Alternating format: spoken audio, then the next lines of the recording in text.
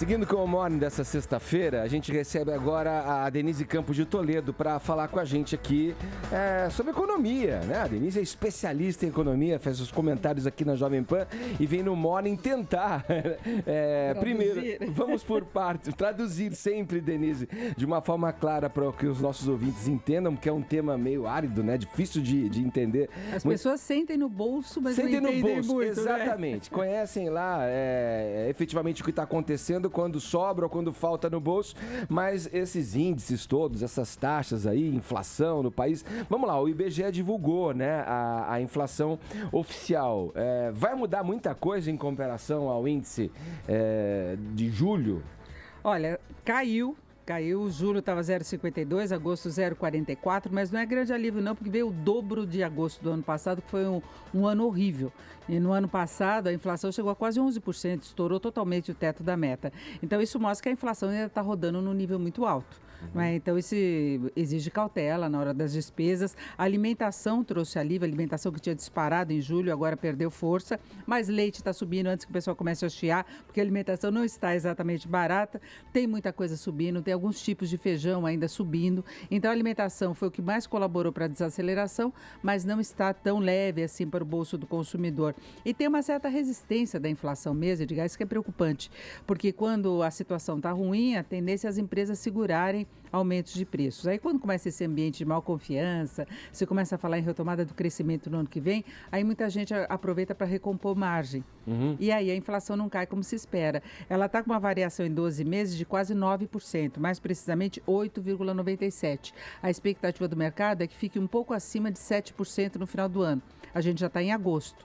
Então ela tem que dar uma desacelerada bem forte para chegar a esses 7% no final do ano e aí caminhar para alguma coisa mais perto do centro da meta, que é 4,5% no ano que vem. Agora, nessa confusão toda aí de índices, o que a gente tem de ruim também é que o Banco Central deve segurar por mais tempo os juros altos, que é a estratégia para fazer com que a inflação caia mais rápido. Então, ele vai manter a taxa básica lá no topo e aí os juros de mercado são muito acima dessa taxa que é do Banco Central. Isso tem relação, né, com a demanda, oferta e procura, por exemplo? Porque quando sobe o juro, o povo para de comprar. Aí para de comprar, os preços caem porque precisam desovar os Agora, a relação não é tão direta assim. Você tem essa relação quando o consumo está aquecido demais. Então, você encarece o crediário e as pessoas deixam de comprar. Só que agora as pessoas já estão comprando menos. Então, para o Banco Central manter a taxa muito alta é mais uma forma dele mostrar serviço e recuperar a credibilidade, porque durante um longo tempo o Banco Central vacilou, seguiu a política do governo anterior e acabou afrouxando o cinto no momento em que a inflação já estava pressionada.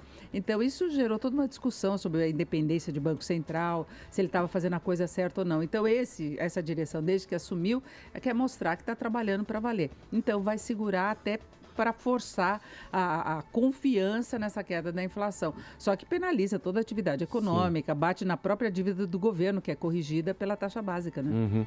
Denise, girando um pouco o assunto, vocês fizeram hoje no Jornal da Manhã uma entrevista com o ministro do Trabalho, Ronaldo Nogueira. Eu estava acompanhando pelo Jornal da Manhã aqui na Jovem Pan e, vou te confessar uma coisa, eu não consegui esclarecer muito desse imbróglio já criado por ele mesmo, né? Ou pelo menos que ele ajudou a criar. E ele ia falar com a gente para esclarecer, né? Era difícil entender muito bem, né? Para que caminho seguia o raciocínio dele, né? Quando vocês indagavam lá.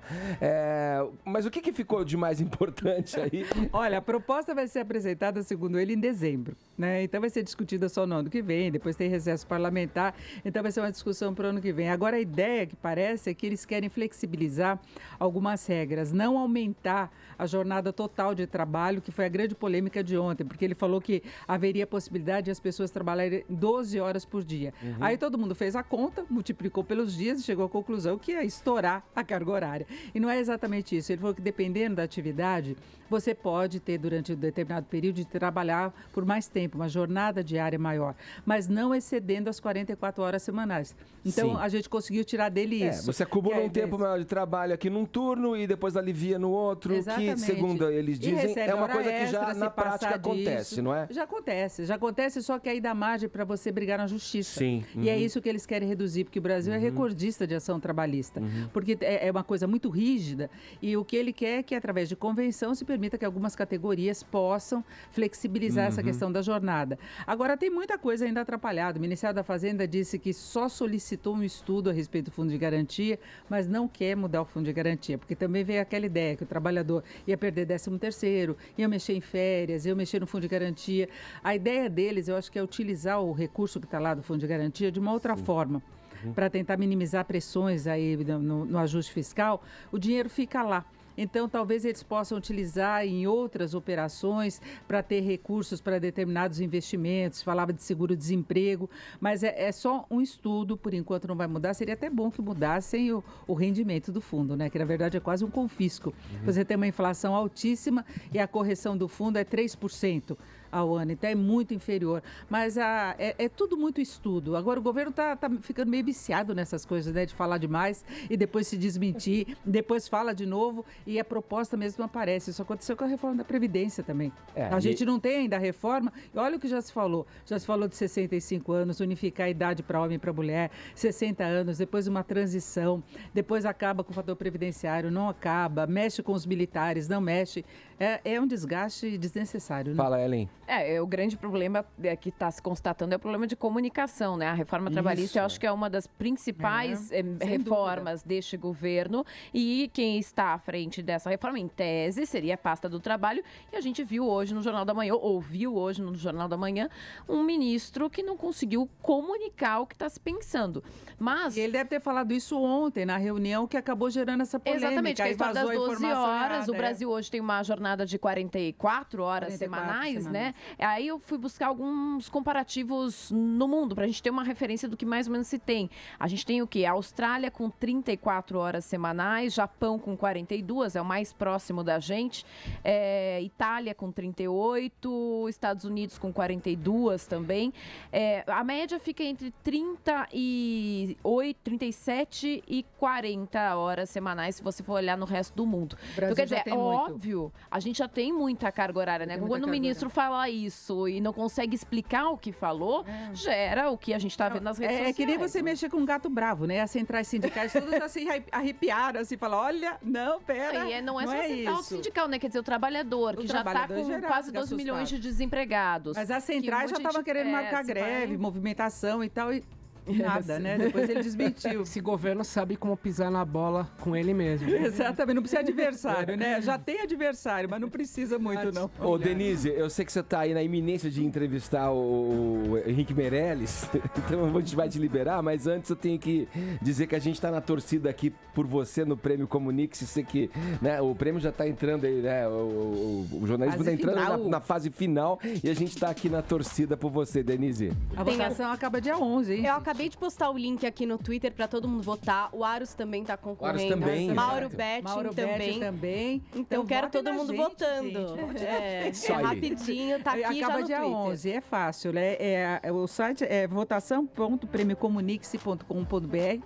Eu estou em mídia falada, o Carlos Aros, claro, a especialidade dele, blog, tecnologia, e Mauro Betting, esporte. O esporte. Obrigado, Denise. Bom dia, boa beijo sorte pra você. Estamos aqui na torcida. Um beijo. Agora 10h34, horário de Brasília.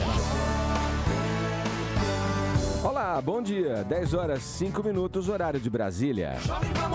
Tá começando aqui pela Jovem Pan, mais uma edição do nosso a revista radiofônica matinal nas ondas do rádio, te acompanhando nesta sexta-feira, 9 de setembro de 2016. Você que vai indo pro trabalho, começando os seus afazeres aí, ligados aqui na programação da Jovem Pan.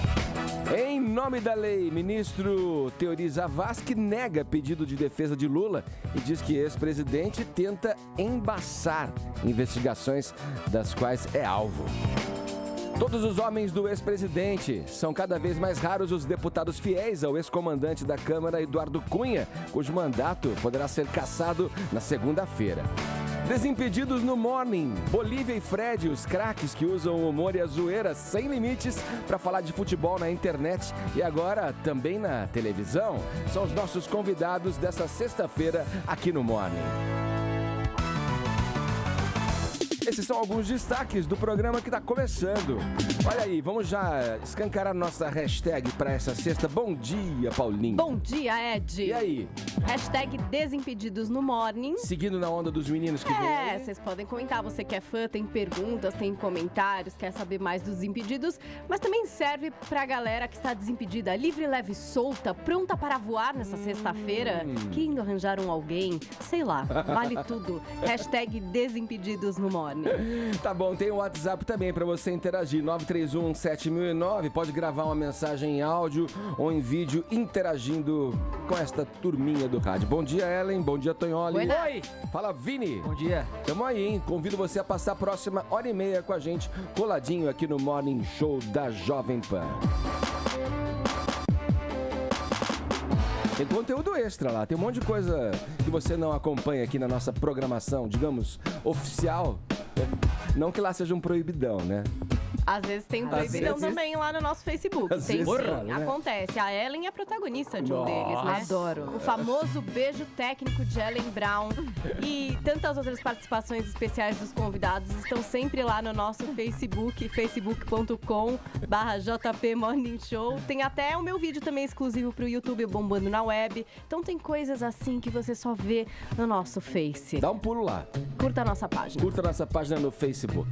O programa tá só começando, hein? Olha, a gente aqui no Morning Show, meus amigos, de tanto que a gente fala aqui do Supremo Tribunal Federal, de política de uma forma geral, da Lava Jato, já temos aqui na nossa cabeça, e eu acredito que você também, ouvinte que nos acompanha, também, né, o perfil de cada um desses figurões que fazem parte do teatrão da política brasileira, de tudo que acontece em Brasília, os desdobramentos das coisas que, né, surgem por lá no Planalto Central. Por exemplo, a gente sabe que dentre os ministros lá do Supremo Tribunal, o Teori Zavascki, quero ver se Ellen e Tonholi também concordam comigo, não é muito chegado a holofotes, não, né? Não é um cara de falar muito. Ele definitivamente não é um sujeito dado a roubos. Fica lá na dele, sossegadão, só mandando pá, na hora certa, na hora que tem que dar, né? Dito isso, portanto, né, chamou ainda mais a atenção, né, quando ele, no despacho, tornou público ontem a negação do pedido da defesa do Lula, né, para que se retirem das mãos do juiz Sérgio Moro os inquéritos que tem como alvo o ex-presidente da República. O ministro disse que o petista tenta, olha só, o termo aqui dele, hein, embaçar as investigações. O Teori deu uma subida no tom, né, Tonholi? Hein? O que você concorda? Não, eu acho que ele tá cumprindo a regra. E é uma explicação. Vamos colocar. Primeira coisa. Apesar de eu achar que a única forma de passar o país a limpo seja a Lava Jato e o apoio incondicional à Lava Jato, porque se roubou tanto nesse país de todos os partidos, que a judicialização da política é a única saída para a gente, a Lava Jato cometeu um erro que deu um pano para manga para advogados. Foi quando a Lava Jato grampeou o escritório do advogado do Lula, o Roberto Teixeira, e do Cristiano Zanin Martins, outro advogado, que é genro do Dr. Roberto Teixeira, ao colocar na lista dos grampos, obviamente os legais, o escritório do Roberto Teixeira como sendo o telefone do escritório do Instituto Lula. E aí, isso feriu a prerrogativa dos advogados, né? O Estatuto do Advogado, que é de 94, aliás, foi feito por um outro advogado do Lula, José Roberto Batóquio, coloca as prerrogativas, isso foi uma bola fora. Mas, agora vamos falar real. O que está acontecendo que o Teori fala de embaraçar o jogo, etc.? Você tem 3 inquéritos contra o Lula que estão na 13ª vara do juiz Sérgio Moro. Esses inquéritos apuram o seguinte: as palestras que ele ganhou da Odebrecht, 200 mil por palestra, o triplex no Guarujá e o sítio em Atibaia, Lula em estado de sítio. Isso está na mão do Moro. O que está no STF, nas mãos dos ministros, sobretudo Teori, é o Lula acusado de organização criminosa nas investigações do Petrolão. Agora vamos explicar calmamente. Os advogados do Lula, que recorreram às Nações Unidas e blá blá blá, dizem o seguinte: o Moro não deveria ter esses 3 casos que se referem às palestras, o apartamento e o sítio. Esses casos deveriam ir para o Teori. E o Teori falou, não, está certo ficar nas mãos do Moro. Só cabe ficar no STF a acusação de organização criminosa porque ela envolve figuras que tinham prerrogativa de fórum, eram políticos e tem que estar no STF. Para eu concluir, porque eu poderia falar horas sobre isso, a alegação do Dr. Batoc, por exemplo, ele falou que ao colocar o Lula nas mãos do Moro, nesses 3 casos, o termo que ele usou está se fazendo a erosão hermenêutica da Constituição. Ele usa um termo que o Vaticano gosta de usar muito, o Dr. Batoc, que ele fala que a República de Curitiba quer legislar urbi et orbi, ou seja, da cidade para o mundo. Ele acha que não teria jurisdição para apurar coisas que estão em São Paulo, como, por exemplo, o sítio e o triplex. Mas o Teori falou, não estão embaralhando o jogo, tá certo ficar nas mãos do Moro, mas só fica no STF. A acusação de que Lula está envolvido em organização criminosa, porque aí você tem outros elementos sob o governo dele e de Dilma que tem prerrogativa de foro ou foro privilegiado, portanto, fica nas mãos do STF. Além dessa negativa dele com relação ao caso do ex-presidente Lula, Ellen, você viu que teve uma outra negativa dele com relação ao pedido da defesa da ex-presidente Dilma Rousseff de anular o impeachment. Eu fico aqui pensando, como é impossível imaginar um recuo nesse caso, o que de fato queria, o que desejava a defesa quando faz um pedido desse ao ministro do Supremo? O que ele acabou ontem negando, na verdade, é que assim, a defesa quer a anulação da votação, mas antes disso também quer que enquanto a Suprema Corte não defina sobre isso, quer dizer, se cabe ou não, se foi legítimo ou não aquela votação, Michel Temer permanecesse interino e Dilma Rousseff voltasse à presidência. E foi isso que ele negou ontem em caráter liminar, porque ele disse o seguinte, olha, eu não posso individualmente, né, decidir uma coisa dessas, porque eu só poderia intervir de forma precoce, ou seja, liminar, se fosse uma hipótese extremada. Não é isso que aconteceu. Mais do que isso, ele já vai dando uma teoria que pode nos sinalizar aí os rumos dele em relação à relatoria desse processo, que é o seguinte, ele disse, olha, crimes de responsabilidade têm extrato essencialmente político. Ou seja, o entendimento dele é que toda essa votação tem aí um viés essencialmente político. Então, me parece que essa decisão, que ainda que em caráter liminar ele ter negado o fato de Michel Temer voltar a ser interino e tudo mais, ele já dá aí indícios de como ele deve fazer a relatoria do processo de votação de todo o impedimento, né? De que ele entende que todo esse processo, mais do que jurídico, seria político. Por isso, ele acabou pedindo informações aí de órgãos envolvidos nesse processo do impeachment e encaminhou para a PGR esse caso, né? Para que a PGR desse um parecer em relação a tudo isso. Ou seja, não foi um dia muito favorável ao petismo, não, no que tange o ministro Teori Zavascki. Ok, ainda sobre política, vamos conversar agora com a comentarista política aqui da Jovem Pan, a Vera Magalhães, sobre o caso do ex-presidente Eduardo Cunha, né? Que está prestes aí para a guilhotina aí. A pergunta Vera, de 0 a 0, quais as chances dele escapar dessa? Bom dia. Bom dia, pessoal do Morning Show, bom dia, ouvintes. Olha, são pequenas, porém, não se esqueça que Eduardo Cunha tem 7 vidas. Ele está tentando alguma manobra mais ou menos parecida com essa que garantiu que Dilma Rousseff mantivesse sua possibilidade de exercer funções públicas. Qual é a manobra? Ele quer que seja votado antes um parecer que apenas suspende o mandato dele. As chances são remotas, são mais remotas do que as de Dilma, que teve sucesso no Senado. Por quê?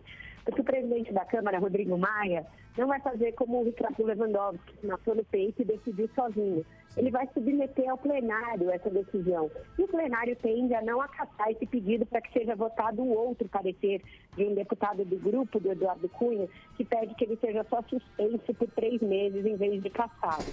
Então, afastada essa manobra, aí sim as chances dele começam a ser bastante remotas. Os placares já dão conta de que ele vai ter pelo menos 270 votos pela cassação. São necessários 257.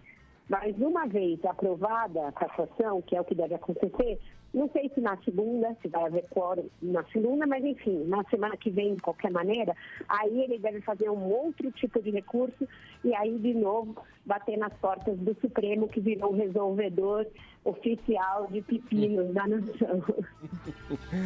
Vamos ver o que vai dar, né? Bom, ele já afirmou que vai ligar, vai fazer um approach aí mais próximo, pelo menos a 300. Ele está fazendo de tudo, ele não vai desistir. Ele, inclusive, eu falei mais cedo no Jornal da Manhã, ele vai fazer a própria defesa, numa parte ali do tempo que lhe cabe, ele vai à tribuna para fazer a própria defesa. Como ele conhece muitos deputados ali, sabe, inclusive, detalhes não muito republicanos da vida de todos eles, eles temem que ele vai fazer alguma ameaça, e vai ali falar, olha, vocês estão me caçando, será que vocês têm moral para isso? Então, eu acho que a gente vai assistir algumas cenas eletrizantes aí na semana que vem. Ele não vai morrer calado, não. Quer dizer, a história se repete nesse processo todo, essa frase mesmo que você disse, né? E dessa estratégia que pode ser utilizada por ele, essa questão, vocês têm moral para me julgar e tal. A história se repete, mas a gente não imaginava que fosse se repetir tão rapidamente, assim, né? Na política brasileira. O Vera... Em relação a Dilma. Exato, da bancada, né, que defendia ali a presidente, né? Eu tô falando especificamente da Gleisi Hoffmann, da Graziotin, do Lindbergh, mais especificamente, né? Um dia a gente ainda vai fazer, os livros de história vão fazer uma tese sobre como a trajetória da Dilma e a do Cunha estão entrelaçadas. A desgraça toda dela começou quando ela tentou impedir que ele fosse presidente da Câmara. Fracassou, ele ganhou. A partir daí ele resolveu tornar a vida dela na Câmara um inferno. Conseguiu, o governo ficou travado, não conseguiu fazer nada. A partir daí ele foi denunciado na Lava Jato. Ele acha que muito porque o governo foi para cima dele. Aí ele resolveu se vingar abrindo o impeachment, enfim. Sempre um tentando derrubar o outro, esse ódio que levou os dois juntos para o precipício. É o mesmo a estratégia do toma lá da cá, só que em outra seara, né? Vera, eu queria saber de você, se você que cobre os bastidores, conhece os meandros de tudo que acontece pelos túneis do Planalto Central, a possibilidade dele aderir a uma possível delação premiada. Você acha que isso pode acontecer? Isso está no radar de muita gente, inclusive no governo, que teme que aconteça. O que tem que ver é o seguinte, ele é uma pessoa contra a qual tem muita prova. A Procuradoria-Geral da República se esmerou em obter as provas, a ciência colaborou, tem papel, tem o passaporte dele, tem a conta em nome da filha, tem a senha que era o nome da mãe dele, enfim, está tudo provado ali contra ele. Para ele escapar de uma punição, ou seja, ser beneficiado com alguma coisa de delação premiada, ele tem que entregar alguma coisa muito boa, muito boa. E como ele xingou os procuradores, fez uma guerra com o Rodrigo Janot, dificilmente eles vão querer que ele escape da pena máxima que ele tiver. Então, a gente vai ter que ver. Eu acho que ele vai acabar tentando, ele não tem nada a perder, a mulher dele está no processo, a filha está no processo, ele vai tentar pelo menos salvar alguns anéis, alguns dedos, já que os anéis ele vai perder todos.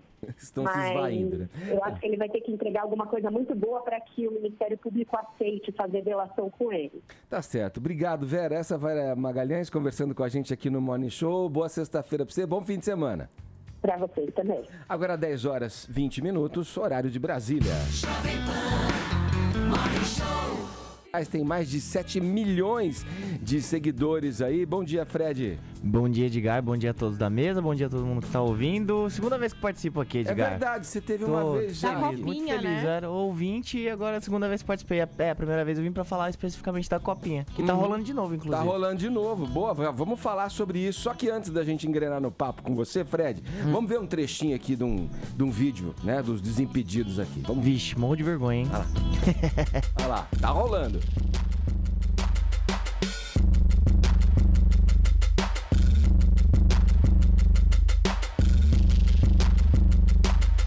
Eu brinco com a bola, você brinco na orelha. Enquanto eu faço uma ria, você faz a sobrancelha. Eu vou em festa de título, você em festa de gala. Eu meto gol, CR7 só mete a mala. Ronaldo se cala, seu narcisista. Eu sou talento nato e você não passa de um velocista. Como rogador, és um ótimo modelo. Fica só mirando no telão e ajeitando o cabelo. Gasta dinheiro com gel e aplique, ai que chique. E se não te passam a bola, você dá chilique. Você joga pra grife, é líder de audiência. Mas eu jogo pro grupo, sou líder de assistência. Diferente do Messi, faz propaganda de shampoo. Usa seminu, esse pitbull é lesse. Eu me preocupo em rogar, você só com topete. Eu jogo com a 10 e 10 é bem maior que 7. Eu pouso seminu, eu calo o campo nu. Porque vai devagar pra não tomar chapéu de calcanhar. Quer marchar? Melhor pegar um GPS. O mais rápido do mundo não dá nem graça pro Messi. Eu sou a força misturada à velocidade. Você é um anão que não passou da puberdade. Eu pedalo, humilho, esbanjo habilidade. Chuto com as duas e ganho o dobro em publicidade. Sou procurado pelo... Esse é um duelo inusitado entre o Cristiano Ronaldo e o Messi, né? Cada um falando da sua qualidade, tirando, zoando o outro. O que vocês consomem, né, antes de entrar pra gravar e fazer o programa, hein? Fala aí. Olha, é melhor não falar, o horário não permite, mas esse era um quadro que nós tínhamos no canal do YouTube, que é o Batalha de Rap, que era feito pelo Fábio Braza, que é um repentista, ele se classifica como repentista. Ele é um cara sensacional, um gênio da música, na minha opinião. E ele escrevia esses raps e sempre tinham várias batalhas. Eu tive a oportunidade de participar com ele, dessa, do Cristiano Ronaldo contra o Messi. Mas tem uma série de outras no canal, que é palmeirense contra corintiano, São Paulino contra santista, flamenguista contra vascaíno. Então é uma série que fez bastante sucesso lá no nosso canal. Como é que vocês tiveram a ideia de formar o Desimpedidos? Como é que surgiu? O Desimpedidos surgiu há 3 anos atrás com um grupo de investidores que tinham a meta de criar um canal no YouTube falando de futebol mesmo, que era um nicho que ainda não tinha sido explorado. Então foi feito todo um planejamento para o canal bombar na Copa do Mundo. Então ele foi criado na Copa das Confederações em 2013 e em 2014 a página no Facebook fez muito sucesso, que consequentemente acabou alavancando o canal no YouTube também. Uhum. Então foi criado, foi feito para fazer sucesso, bombar e falar sobre futebol. Então, tem gente, a maioria dos youtubers hoje, Júlio Cocielo, Kéfera, eles começaram a fazer vídeos despretensiosamente. O Desimpedidos é diferente, foi uma empresa, é uma network, é uma empresa que tem uma série de outros canais de YouTube que planejou isso, aí foi contratando as pessoas, os profissionais, e assim o canal começou a deslanchar. Então foi tudo planejado e investido também. E você entrou um pouquinho depois, né? Antes era o Felipe Andreoli. Sim, era o Andreoli. E aí teve até um teste, né? Com várias pessoas que tentaram ser o apresentador. E Sim. Você teve que tatuar até uma palavra, é Foi, isso? então. O Andreoli, ele foi pra televisão, né? E no contrato dele, ele não podia mais fazer vídeo pro YouTube. Então, ao invés de contratar um apresentador novo, eles abriram o concurso pros fãs do canal. E eu era um dos fãs. Aí eu mandei meu vídeo, me candidatei e eu respondi uma série de pré-requisitos que eles solicitavam. E um deles era zoeira. Eu falei, se eu virar apresentador, eu tatuo zoeira na veia. E fui, tatuei, prometi, cumpri e entrei. Não é assim, tipo, só entrou porque fez tatuagem de zoeira. Não, porque eu já tinha... Eles gostaram do meu vídeo e tatuar a zoeira foi uma promessa que eu mesmo fiz. Você tatuou no lugar mostrável ou não? Sim. Mostra aqui pros nossos internautas. Cadê? Aqui, as pessoas que acompanham. Pode pôr aqui na frente. A câmera fecha nele ali, ó. Pôr ali, a câmera fecha nele. Vai lá. Mostrar. Cadê a câmera? Aquela de segurança. Tem ali, várias. Você está sendo mundo moderno da raiva. É que eu não tô acostumado com o vídeo, desculpa, gente. A gente tá aqui com o Tite, técnico da seleção, ele colabora aqui com o Morning Show, está sempre aqui na bancada quando a gente precisa de algum comentário mais sério sobre futebol. O Tite, tomando as rédeas da seleção, transformou a seleção em algo menos zoável. Não sei se você concorda comigo, mas a era Dunga era uma era muito mais zoável, né? E o Tite tá aqui dando um jeito. E eu queria até pedir desculpas pro Fred por causa disso. Eu sei que na época do Dunga tu zoava muito mais a seleção. Nossa, é verdade. A gente vive da desgraça do futebol, na verdade, né? Então a gente fica muito feliz quando perde, sabe? Assim, tirando o lado do torcedor, né? Que a gente zoa e dá mais audiência pra nossa página e pro nosso canal. Mas óbvio que eu tô muito feliz com você, professor, agora. Obrigado.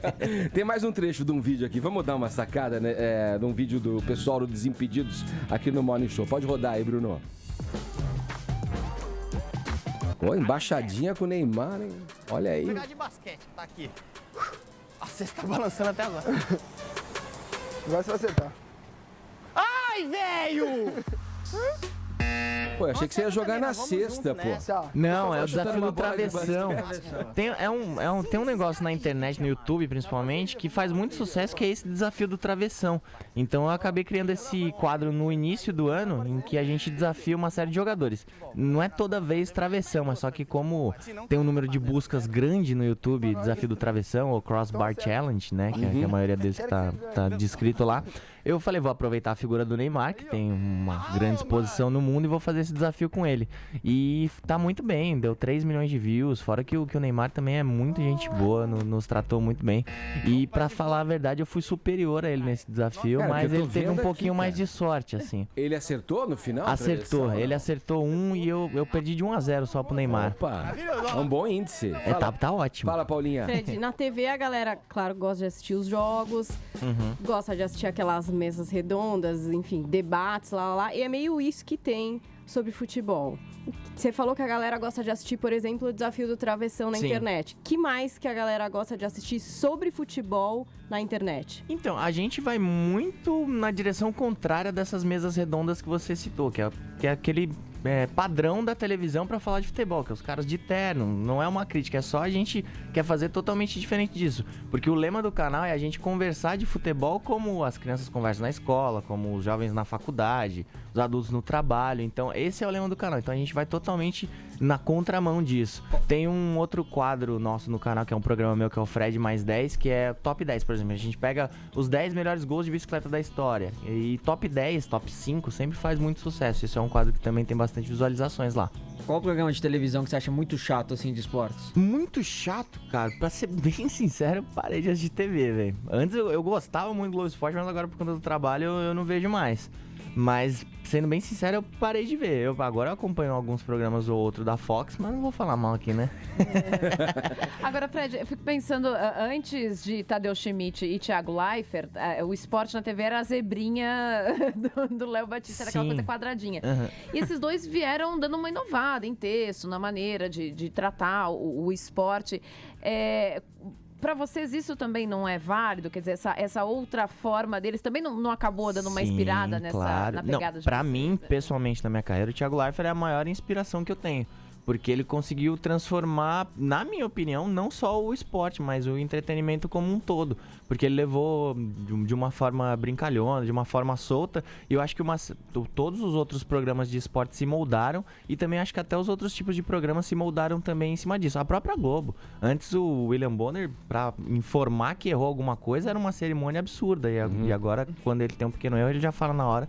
E eu acho que tem uma pequena influência do Thiago Leifert nessa aí. Eu acho legal ressaltar também, nessa nossa conversa, essa coisa mais irreverente, digamos, tratando de coisas que originalmente eram só tratadas como sérias, né? Sim. No esporte, o futebol, tinha aquela coisa toda. Eu tenho que ressaltar que o trabalho agora nas Olimpíadas, por exemplo, do Kibe Louco, o pessoal fazendo as transmissões dos esportes mais esquisitos das Olimpíadas, o cara da ESPN. O Rômulo Mendonça, narrador da ESPN, que inovou também num jeito de narrar ali, né? Falando algumas gírias, alguns termos diferentes do habitual. E mais ainda, um pouco mais atrás, aí já, lógico, numa onda mais de humor mesmo, despretensiosa mesmo, o Rock Go na MTV, né? Com o Marco Bianchi e o Bonfá, né? Narrando jogos que eram altamente zoáveis, né? Do pessoal. Você foi repórter do Rock Go, não foi? Eu joguei o Rock Go. Nossa, ele era artilheiro. Eu era fanzaço do Rock Go. Tenho que dizer que o time da MTV, no primeiro ano do Rock Go, era composto, tinha na linha eu, Gastão, Cazé,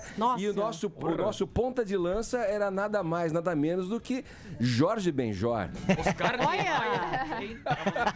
Quem? Oscar Niemeyer estava no time. E também tinha os... Thunderbird faltava, WO. Tinha os que eram conhecidos como os irmãos Regina, que era o Marcelo Boscoli, o João Marcelo e o Pedro Mariano. Ô Fred, agora, depois que é feito sucesso, muitos querem copiar. Sim. Você acha que hoje, agora, também todo mundo quer ir nessa onda? Já tem gente demais querendo fazer esse estilo que vocês fazem? Cara, não é soberba da minha parte, pelo amor de Deus, mas não tem um canal do YouTube próximo ao nosso, pra ser bem sincero, porque a nossa estrutura é muito grande mesmo, então pra chegar onde a gente chegou agora é bem difícil. Mas óbvio que a gente recebe uma série de mensagens que a gente recebe com todo o carinho do mundo, que são crianças, jovens falando, pô, tô fazendo jornalismo por conta de você, por conta da sua história, por conta do sucesso do Desimpedidos. Meu sonho é trabalhar no emprego que você tem hoje. Então pra gente, a gente recebe com o maior carinho do mundo. E se vier um outro canal que se equipare a nós, eu acho maravilhoso, que é bom, que a concorrência estimula ambas as partes. E você falando da estrutura, a gente acabou de ver um vídeo com o Neymar. Sim. Vocês têm aqui Robinho, enfim, jogadores de ponta, jogadores às vezes que jogam na Europa. Caras, né? Como que é feita essa Conseguir a produção, agenda dos caras, essa assessoria? Então, sabe o que acontece? Os jogadores agora, eles estão conhecendo cada vez mais o canal e eles estão gostando. Então isso tem jogador. Antes era um sacrifício. Quando eu entrei no canal 1 ano e meio atrás, era um sacrifício pra gente conseguir um jogador. Hoje em dia os jogadores pedem pra participar, porque eles sabem que é uma brincadeira, é uma forma diferente deles mostrarem como eles são na frente das câmeras, porque eles sempre vão na televisão, é sempre aquela resposta, os 3 pontos, o professor e tal. E eles sabem que com a gente eles podem ficar um pouco mais solto. E isso pra gente é muito legal, porque eles estão pedindo pra participar, e fora que também pras redes sociais deles é muito bom. Então eles acabam virando ídolos, né, da audiência depois de participar dos desafios. A gente já vai seguindo esse papo com o Fred aqui do Desimpedidos no Morning Show. Agora tem uma boa notícia, sempre essa hora é a hora da boa notícia aqui no Morning Show. Um assunto que inclusive eu já trouxe nesse momento do programa, que são as hortas comunitárias. E que isso pode resolver 2 problemas de uma vez só. A questão do desemprego, né, envolvendo trabalhadores de rua, nesse caso que eu vou dizer aqui no Morning Show, e também de alimentação, um problema sério hoje em dia da humanidade. Então, olha só, tem uma ONG em Miami, ela é chamada a Verde Community Farmers Market, que é uma organização que está localizada nessa cidade e faz um trabalho junto aos estabelecimentos locais. O que os caras fazem? Tem uma área que pertencia ao exército americano, que foi usada para construir uma grande horta comunitária, e as pessoas que recebem treinamento e ganham oportunidades de trabalho são moradores de rua. Então esses moradores de rua trabalham nessas hortas comunitárias. Toda a produção é voltada para os restaurantes locais e também para a alimentação das famílias que trabalham nesse projeto, e isso tudo especializando gente que está na rua sem emprego e que criando e dando a oportunidade de alimentar com produtos, digamos, mais naturais, produtos orgânicos que chegam nos restaurantes para serem transformados nas refeições, enfim. Quer dizer, uma grande ideia. Essa ideia já acontece em alguns lugares do mundo, e da outra vez que falei sobre isso aqui no programa, também lembrei que isso pode ser uma grande solução para áreas nas cidades.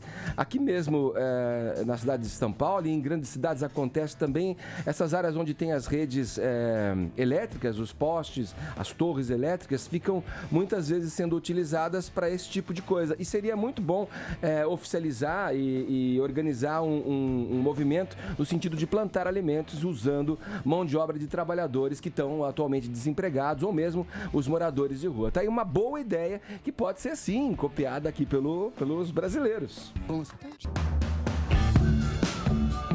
Jovem Pan Morning Show. Vamos a Brasília ouvir agora a nossa repórter Luciana Verdolim, que tem informações sobre as mudanças que acontecem na AGU, a Advocacia Geral da União. Bom dia, Luciana.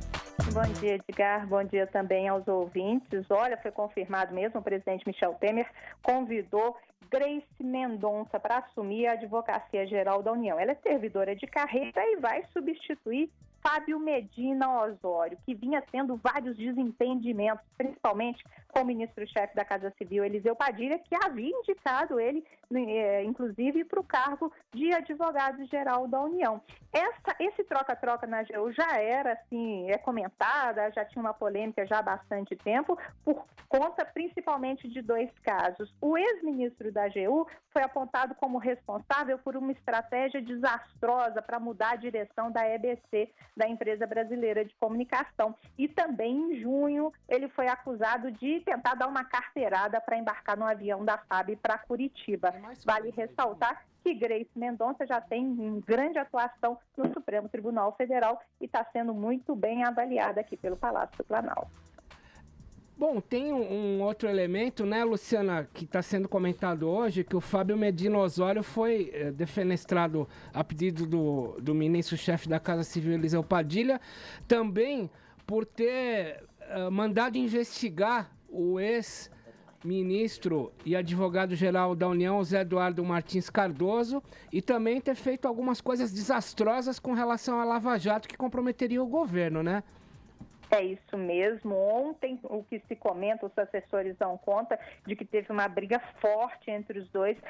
Medina foi chamado aqui à Casa Civil para uma conversa com o ministro Padilha, que inclusive o teria demitido na noite de ontem mesmo. Agora, vale ressaltar que o entendimento do ex-advogado-geral da União é de que a AGU precisava, sim, buscar informações, ter mais contato com esses processos da Lava Jato, até para o governo poder se defender lá na frente. Segundo o Palácio do Planalto, essa estratégia não teria sido combinada com o presidente Michel Temer. Por isso, a insatisfação, porque na avaliação hoje do governo é de que a Advocacia Geral da União deve cuidar de assuntos apenas relacionados mesmo à defesa da administração federal. Ele teria se antecipado aí e criado confusão com os ministros mais poderosos aqui do governo. Ok, obrigado pelas informações, Luciana. Boa sexta-feira para você aí em Brasília. Para vocês também. Olha, você vê, né? Mais uma confusão aí envolvendo aí os membros do governo e as direções apontadas pelo governo, esses imbrólios, como a gente viu Denise falando aqui, do ministro do Trabalho, enfim. Tá aí as informações sobre as mudanças na Advocacia Geral da União, com Luciana Verdolim, diretamente de Brasília. A gente segue aqui no Morning Show, estamos com o Fred do Desimpedidos, né? Sucesso no YouTube, também na televisão. Olha, queria saber agora, para seguir com o nosso papo, se alguém já ficou incomodado, se alguém já ficou bravo, se alguém já foi tirar satisfações com vocês, com as brincadeiras que vocês fazem, se vocês se envolverem em alguma polêmica. Ano passado, por exemplo, a final da Copa do Brasil foi entre Palmeiras e Santos. A gente tinha um vídeo zoando o Palmeiras e tinha um vídeo zoando o Santos. Então, qualquer um dos clubes que fosse eliminado ou perdesse a final, no caso específico da Copa do Brasil, a gente ia soltar um vídeo zoando. E respondendo sua pergunta, Edgar, se alguém já pegou mal, na maioria, muitas vezes fazem essas perguntas pra gente, mas não, nenhum jogador teve nenhum tipo de problema. Só com o Mil Grau, que era o antigo apresentador, ele classificava o Edilson, lateral direito, como barriga de cadela velha. Nossa. E aí, numa viagem a Cobressal, o jogador encontrou o Mil Grau e acabou pegando muito mal. Ele pegou e falou, foi tirar satisfação. Foi tirar satisfação, enfiou o dedo na cara dele e falou, não é mais pra você fazer esse tipo de brincadeira. Mas, na verdade, ele vacilou, porque se ele entra na brincadeira, a maioria dos jogadores que entram na brincadeira, eles acabam sendo endeusados pela audiência e até por torcedor rival do time dele. Então ele acabou confundindo as coisas e dando uma intimidada no Mil Grau. Mas com a gente não pegou muito mal, não.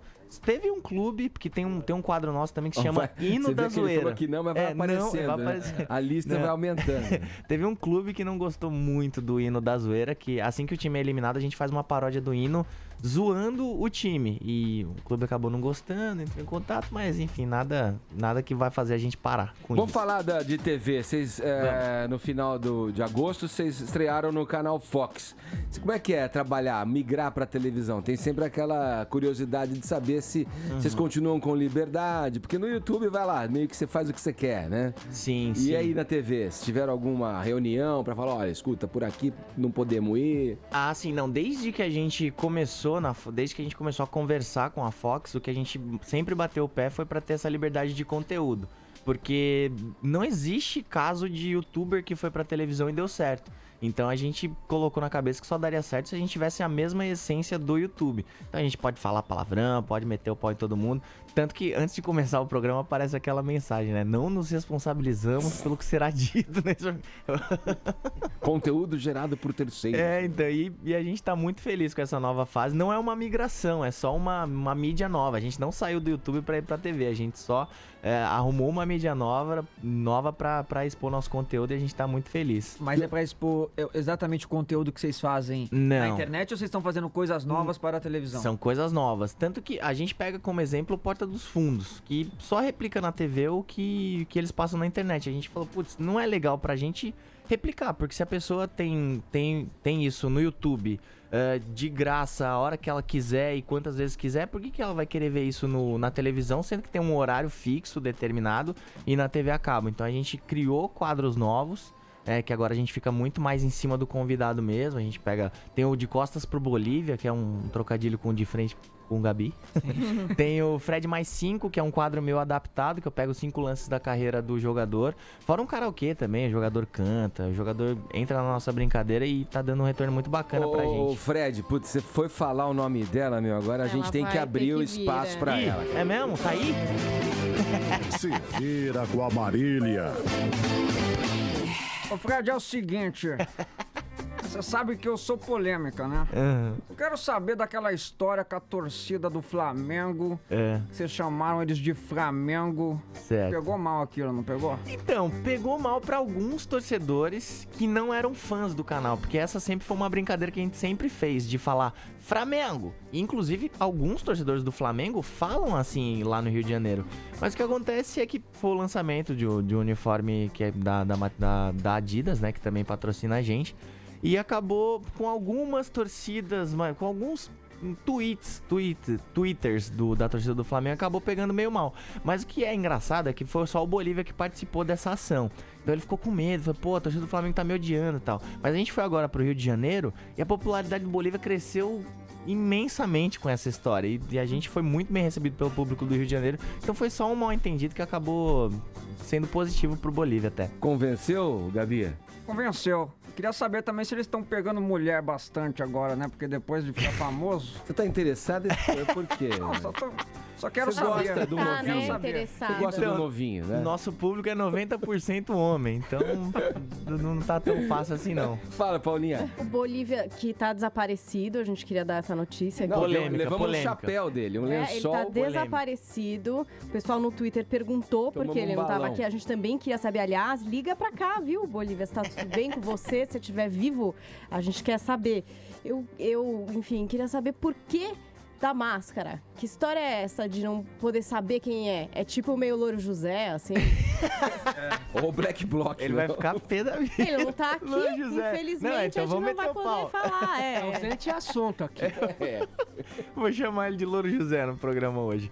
Então, surgiu porque, na verdade, o Bolívia, ele tem uma função lá que ele é editor de conteúdo. Então, acabou que o Elcio Coronato, que era um apresentador do Desimpedidos, saiu e acabou ficando um buraco. E precisava de alguém. Aí ele pegou uma máscara qualquer que tava lá, pegou um gorrinho, uns apetrechos bolivianos, porque lá tinha muita brincadeira de editor e escravo boliviano que editavam os vídeos no canal. E ele acabou dando vida a esse personagem, a audiência gostou e acabou crescendo e agora a gente o novo divide. Louro José. Não chama, ele é mais legal que o Louro José. Entendi. Ô Fred, vamos falar da Copinha? Qual o envolvimento, assim, nessa Copinha? Óbvio que a Jovem Pan apoia, né? O que você pode dizer pra gente? Como é que tem sido aí as ações? A gente participou ano passado, nós fomos nas escolas, fizemos uma série de ações. O Bolívia foi na abertura agora do campeonato, que foi há 2 semanas atrás, se não me engano, e ele foi muito bem recebido, falou que tirou foto de todo mundo. A molecada, toda vez que a gente comparece na Copinha Jovem Pan, eles recebem a gente muito bem. E eu estarei no encerramento, em novembro? Qual que é o dia do encerramento? 8 de novembro. 7 de novembro. 7 de novembro estarei lá no encerramento da Copinha. E é muito bacana, porque eu joguei esses campeonatos, né, na época de escola. Então, voltar numa situação diferente agora como, digamos assim, ídolo da molecada, pra mim é muito gratificante. Queria saber onde é que vocês ganham dinheiro, quanto vocês ganham de dinheiro, se essa empresa maravilhosa que teve essa ideia tá ganhando dinheiro. Ela tá querendo ir pra lá, né? Ela tá se iniciando como youtuber. Eu não quero ir pra lá, não. Como é que ganha grana. Eu tô muito rica no YouTube e tenho 800 seguidores. Essa é a minha vida, tá? Como é que é essa história de grana no YouTube? Isso é uma pergunta totalmente corriqueira. Todo mundo faz essa pergunta, principalmente os Ubers. Quando eles perguntam pergunta. Eu tô lá vindo assim trabalhar. Como é corriqueira, não resposta também, porque ninguém responde nunca essa pergunta. Não, eu respondo sem problema nenhum. A gente, como é uma empresa, por exemplo, a gente não ganha com o número de view e número de inscrito, que pra gente acaba sendo, porque, pô, a gente tem que pagar câmera, produção, editor, então é esse dinheiro que acaba entrando do próprio YouTube, pra gente não acaba sendo o suficiente. Porém, a gente ganha com marcas. São marcas que entram por trás, que gostam, que veem o nosso engajamento, que entendem a nossa influência com o público e eles apostam na gente. Por exemplo, a gente tem a Adidas, que é a nossa patrocinadora master. Eles fornecem material, levam a gente pra viagens, levou a gente recentemente agora pras Olimpíadas. Fui pra final da UEFA Champions League, então é assim que a gente ganha dinheiro, com as marcas. Bom, agora então, você sai daqui... Respondi bem? Você respondeu bem, foi bem. Sai daqui agora com o novo apelido do Bolívia, que é o Louro José, e que por acaso tá na linha com a gente aqui pra se defender nesse momento. Eu sabia que isso ia acontecer. Você sabe, é a minha especialidade irritar alguém pra ligar Você aqui na acabou de ser rádio. batizado de Louro José, por conta da máscara aí, da identidade oculta. Bom dia. Bom dia, tudo bem? Você resolveu dar um lençol na gente, um chapéu, né? Era pra você estar aqui falando no Morning Show. Né? Na verdade, o nome disso no nosso meio é Min Asher. Mandei um descubra, mas na verdade não fui eu. O que aconteceu foi uma coisa séria que eu quero até contar aqui. Eu sofri um sequestro relâmpago e na verdade eram 3 mulheres. E elas não me devolveram. Assim, eu tentei negociar, falei que era importante, a minha presença na Jovem Pan, elas não se solidarizaram com a minha causa e acabei conseguindo voltar só agora. E aí subiu de novo e morreu. E morreu de novo. Olha, eu queria agradecer o Fred aqui com a gente aí do Desimpedidos. Sucesso no YouTube, agora no canal Fox também. Obrigado, hein, Fred? Isso, eu que agradeço o convite mais uma vez de estar presente aqui no Morning Show e convidar todo mundo para assistir nosso programa hoje às 22 horas, todas as sextas-feiras às 22 horas lá no Fox Sports. Boa, valeu, abração. Valeu, abraço, obrigado. Olha aqui, as férias ou folga de fim de ano estão se aproximando e com elas aquela dúvida, né? Pra onde viajar, né? Afinal de contas, viajar é o sonho de consumo da maioria dos brasileiros. Para te ajudar aí a tornar esse sonho possível, a CVC tá com ofertas especiais para você comprar agora sua viagem de Natal, Réveillon e férias de janeiro também. Não importa o destino, viu? A CVC tem os melhores roteiros pelo Brasil e pelo mundo, com preços que cabem no seu bolso, o que é melhor. Então não perca tempo, garanta já sua viagem de férias com toda a família. Fim de ano é com a CVC, que tá sempre com você. Vamos seguir aqui no Morning Show. Agora, Paulinha, vamos falar de cinema? Hora daquele endomarketing seu, como de costume, às sextas-feiras. Mas não é cinema, é série, tá? É sobre séries, você vai falar? Vamos lá, então o que tem no podcast essa semana? Então, o Direto do Sofá dessa semana fala sobre a segunda temporada de Narcos. Acho que muita gente já teve tempo de assistir, a gente assistiu e comenta, enfim, que rumo leva essa história, né? A Netflix confirmou essa semana que teremos uma 3ª e uma 4ª temporada de Narcos. O que já vinha sendo mais ou menos especulado quando começaram a falar da segunda temporada, porque o Padilha falou que a série Narcos não era dedicada à vida de Pablo Escobar, e sim as drogas, tudo, né, Edgar? Eles iam seguir o dinheiro, seguir a cocaína e seguir narrando a história do narcotráfico. Pra quem já assistiu, tem divagações maravilhosas a respeito das roupas, né, maravilhosas de Wagner Escobar, porque eu não sei mais se é Pablo Escobar ou se é uma pessoa que o Wagner Moura inventou.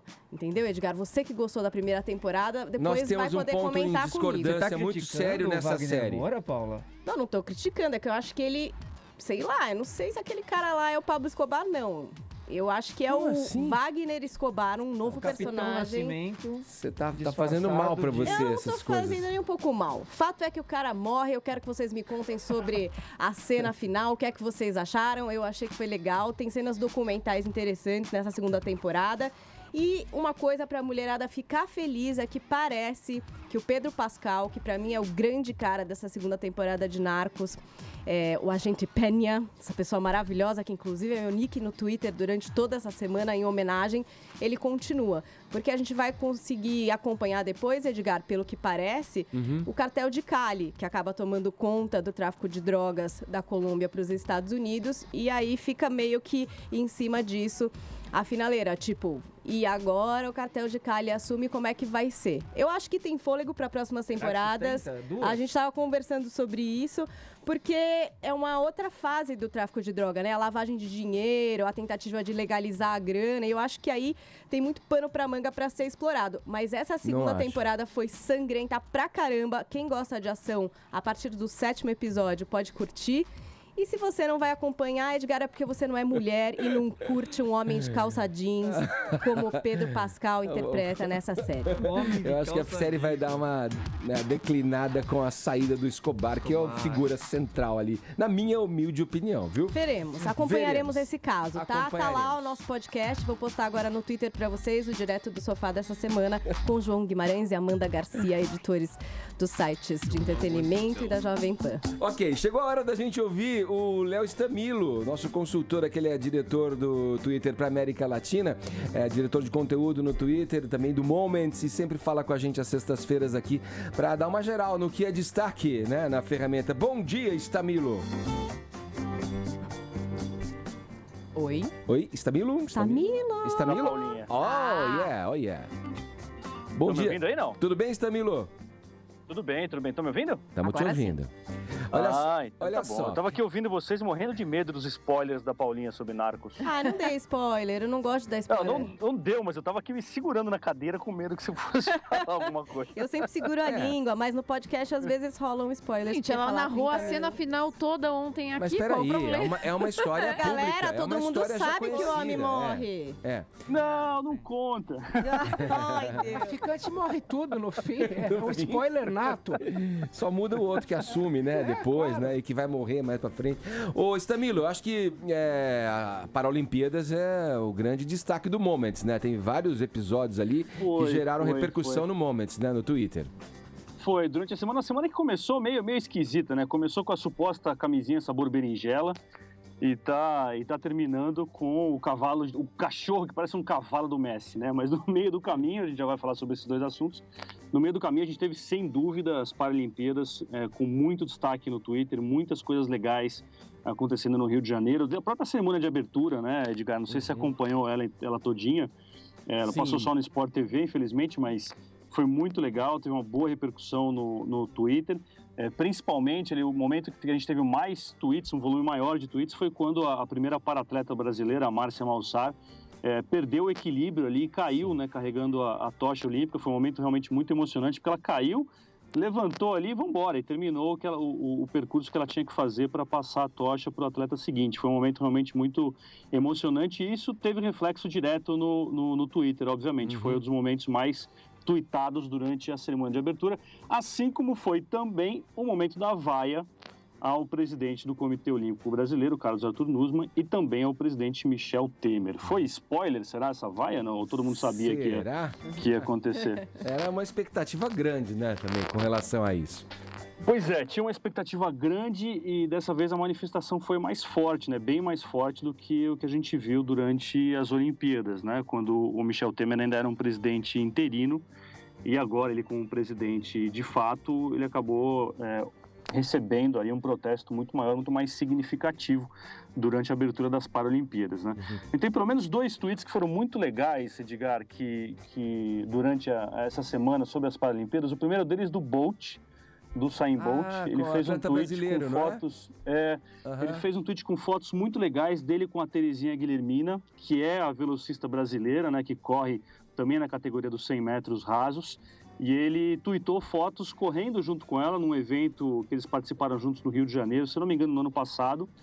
E aí ele usou esse tweet, essa imagem com a corredora brasileira para desejar boa sorte aos atletas que estão disputando a Paralimpíada aqui no Rio. Foi um tweet muito bacana, um dos que foram um grande destaque dessa semana de Paralimpíada. Assim como também bombou um tweet da Amy Purdy, que é aquela bailarina espetacular. Que fez a abertura, né? O balé com o robô ali, não é? Exatamente. Ele deu um show na abertura da Olimpíada e ela também fez um tweet muito legal fazendo ali uma saudação para os brasileiros, dizendo que aquele momento dela fazendo um dueto com a máquina foi muito louco, foi uma das coisas mais malucas que ela já fez.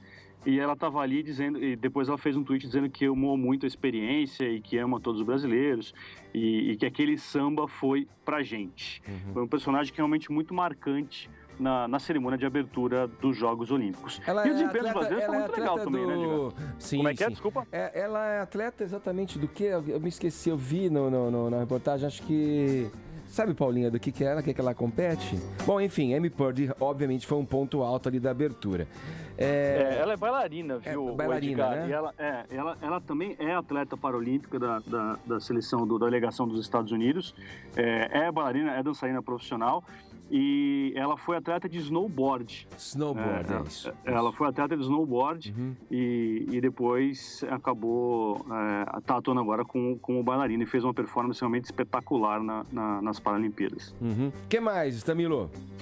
A gente tem o desempenho dos brasileiros, que está muito legal, né? Vocês podem acompanhar todos os dias no Moments. A gente está fazendo o mesmo trabalho que a gente fez durante a Olimpíada do Rio, quer dizer, você pode ali ter acesso aos tweets mais bacanas sobre os resultados e as histórias dos atletas também. Isso é muito bacana. A gente está buscando tweets que contam as histórias desses atletas e estamos dividindo com os usuários também. E a gente teve o início ontem, Edgar, da NFL, né? Que é a Liga de Futebol Americano nos Estados Unidos. E a gente vai ter uma novidade para os usuários do Twitter esse ano aqui no Brasil. Toda quinta-feira, a partir da semana que vem, vai ser possível assistir as transmissões da NFL no Twitter. Você vai conseguir ver o jogo ao vivo. É uma coisa super nova, são as primeiras transmissões em vídeo do Twitter. A gente vai começar a fazer isso com a NFL no Brasil. A NFL que tem uma legião de seguidores aqui no país. A gente vai agora transmitir os jogos de quinta-feira no Twitter. Você vai poder assistir o jogo ao vivo e acompanhar os melhores tweets ali que estão sendo enviados pelas pessoas também curados no Twitter. Vamos falar de notícia? Bacana essa aí, gostei, né? Poder muito legal, acompanhar né? no Muito legal. Twitter uma inovação. A gente vai começar na semana que vem a fazer isso. Brasil, Estados Unidos, México e outros países também que fazem parte desse acordo com a NFL. Vai ser muito legal. Na área das notícias, o que foi o destaque? Bombou muito a saída da ex-presidente Dilma do Palácio da Alvorada, né? Foi uma mudança que foi cercada de muita expectativa, né? O pessoal divulgou os números por trás dessa mudança, né? A quantidade de material que foi retirado do palácio, quanto custou a mudança aos cofres públicos. Então isso, logicamente, gerou um volume absurdo de tweets. A gente já falou do protesto ao Michel Temer. Teve uma outra coisa também que bombou muito ao longo da semana, que foram os vestidos da Marcela Temer.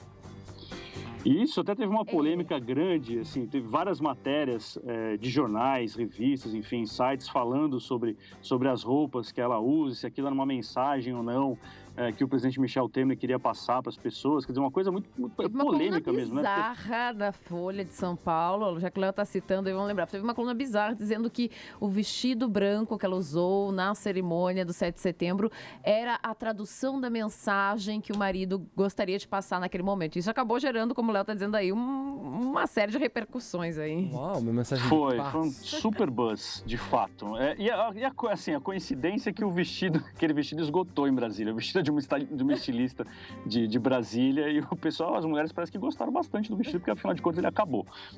A gente fez até uma enquete no Twitter para dizer, olha, qual é a sua opinião sobre essa história dos vestidos da Marcela Temer, né? E 69% das pessoas acharam que é uma tremenda de uma bobagem essa polêmica, que é uma coisa que elas preferiam nem discutir. A verdade é que o assunto bombou ao longo da semana, assim como bombou também um protesto, Edgar, que integrantes de uma banda que foi para o programa Encontro com a Fátima fizeram ao vivo na Globo contra o presidente Michel Temer. Não sei se vocês viram e comentaram sobre isso ao longo do programa. O que rolou? Isso aconteceu ontem, eles foram com camisetas com mensagens políticas e estavam lá ao vivo participando do programa da Fátima, né? E o baterista e o tecladista da banda usaram camisetas contra o presidente Temer. E isso, obviamente, instantaneamente, ele gerou uma repercussão muito grande no Twitter, logicamente. Assim como também bombou o iPhone 7, as novidades do iPhone 7. Agora, para mim, os melhores são os memes do iPhone 7, que estão imperdíveis, estão no Moments da Pan. Recomendo muito que vocês passem por lá para ver. O que eu acho que é engraçado é que, assim, lançou o iPhone 7, O iPhone 6 vai baixar de preço, o 5 vai entrar em promoção e a gente vai conseguir comprar o 4, né? É verdade. Os preços caem, né? Os preços diminuem. Os preços são absurdos. E os dos antigos caem, que dão a oportunidade pra você fazer aquela trocazinha básica, né? Eu consigo pegar o 4 agora. Pessoal, ó, já estão aqui me pingando no Twitter pra dizer: ô, Léo Stamilo, a banda do encontro tem nome. Era o maravilhoso pernambucano Johnny Hooker. É verdade. E eu perdi aqui o nome da banda na hora. Sim. E o pessoal aqui no Twitter, em tempo real, já está me dizendo aqui, me lembrando o nome da banda. Boa, é isso aí. Johnny Hooker Fizeram fazendo esse então protesto, seu manifesto, seu protesto no epicentro da maior emissora do país, da TV Globo, no programa da Fátima, então.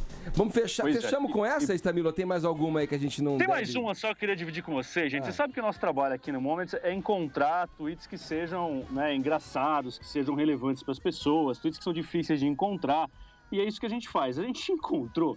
Esse foi um trabalho da Luciana Galasta, que é uma das nossas editoras aqui. Ela começou a encontrar umas fotos muito malucas de cogumelos. Mas um negócio, assim, fotos científicas de fato, sabe? E aí ela falou, pô, Léo, eu preciso montar alguma coisa e mostrar isso aqui para as pessoas. Ela fez um quiz para vocês adivinharem quais são os cogumelos que são venenosos e quais que não são. E a gente fez isso muito despretensiosamente. Edgar bombou num nível absurdo, as pessoas adoraram, tem mais de 100 mil votos já. Eu recomendo muito que vocês cliquem ali no raiozinho para ver esse teste dos cogumelos venenosos ou não. E para fechar, tem a foto do cachorro do Messi hoje, Edgar. O cachorro chama Hulk, é um dog bordeaux. Nossa, é grande demais, né? Nossa, aquele grandão. É um cavalo. Eu lembrei do cachorro do História Sem Fim, que eu esqueci o nome, Paulinha. Você lembra do nome do cachorro do filme? Falcon. Falcor, acho. Cara, acho que é Falcon. Falcor. Não, acho que é Falcor. Falcor. Não, peraí, vamos lá. Aliás, Léo, tem um vídeo muito legal chamado Falcor the Urinator. Vale a pena vocês ouvirem a música, tá no YouTube. Falcor, com R. Eu acho que eu tenho quase certeza que é Falcor, mas daqui a pouco o pessoal aqui no Twitch já vai falar pra mim qual é o nome do cachorro. Tenho certeza. É Falcor, viu, gente? É isso. Falcor. Pra fechar, Edgar, só você já fechou 3 vezes, Tamil, só pra ser legal, hein, meu? Hoje não é só a Paulinha que tá impossível, também é impossível. Pra fechar, só essa história que eu disse no comecinho, a história da camisinha de berinjela, gente. Sim. Vocês falaram sobre isso no programa, imagino, né? A gente pulou, mas foi uma história bem maravilhosa. Conta, Stamilo. Foi uma história maravilhosa, de fato, que apareceu na segunda-feira. Uma marca aqui de camisinha, que era Durex, ia lançar uma camisinha sabor berinjela. E aí isso, obviamente, explodiu no Twitter, né? Os memes estavam inacreditáveis, eu convido vocês a verem os memes. Mas aí só ontem isso foi revelado que não passou de um trote, não passou de uma brincadeira, porque, na verdade, a marca estava tentando emplacar um emoji de camisinha. E não conseguiu. A associação que cuida da criação dos emojis, que é uma empresa só e que faz esses emojis, não autorizou a criação do emoji de camisinha. Ela, em protesto, fez esse trote e todo mundo caiu no trote dizendo que ela ia fazer uma camisinha sabor berinjela por causa do emoji de berinjela que existe. Tá bom? E olha só, estão me corrigindo aqui, é Falcor mesmo, tá? O nome do cachorro gigante da história. Tá cravado, hein? Tá cravado. Gente. É bom Valeu. saber. Esse Léo Stamilo, bom final de semana pra você, Léo. Um abraço, hein? Vocês também, gente. Abraço. Aí, ó, Léo Stamilo é o diretor do Twitter pra América Latina, ele que também é curador do Moments, né? E trouxe pra gente aí as notícias que foram destaques, né, durante essa semana na ferramenta. Olha, antes de ir embora, vamos aqui fazer os registros das coisas que surgiram essa semana de notícia, rapidinho, só pra dizer ao ouvinte que o Sting, Tonholi, Sting vem com um álbum novo aí, segundo ele, mais na verve roqueira aqui, ó. A gente tá ouvindo um trecho de I Can't Stop Thinking About You, que é o primeiro single desse novo álbum do grande Sting. Vamos ouvir, ó.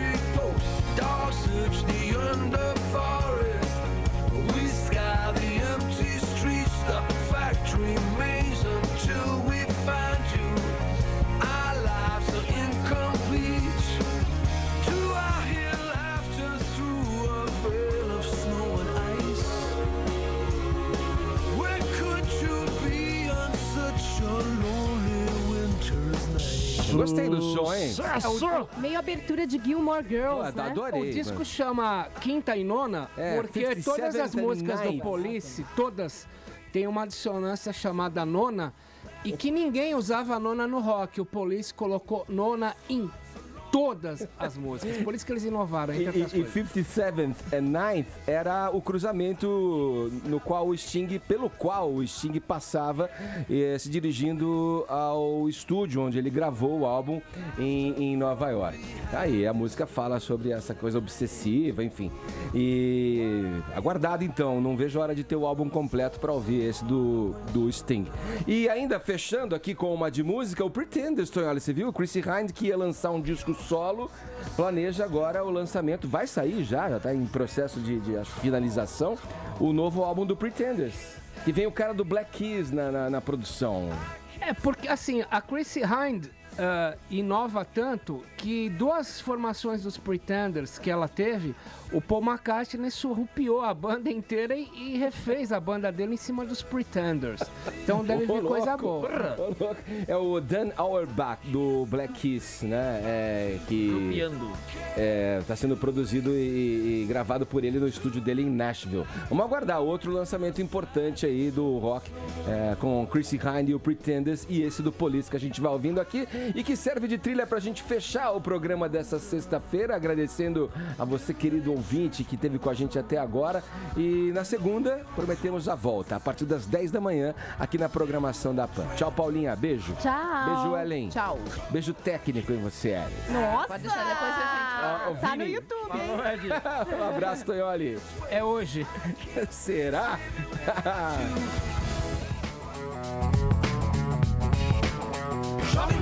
Bom final de semana pra todo mundo. Até segunda. Tchau. Olha aí, você que tá no canal oficial do Morning Show, pode se inscrever por aqui, ó. Esse é o caminho. Assim você recebe todas as notícias a toda hora, também pelo YouTube do Morning Show. Vai lá, ó.